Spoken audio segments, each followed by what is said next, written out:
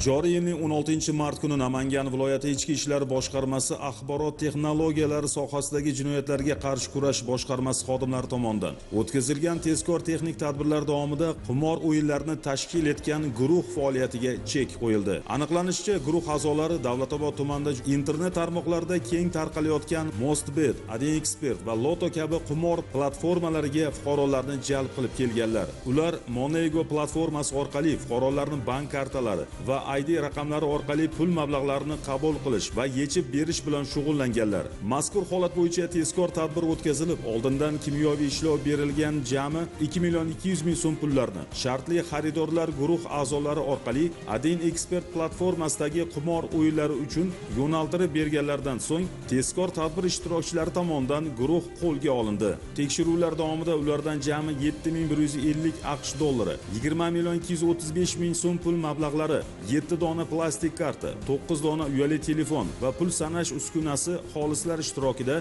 daliliy ashyo sifatida olindi. Hozirda mazkur holat yuzasidan tergovga qadar tekshiruv ishlari olib borilmoqda.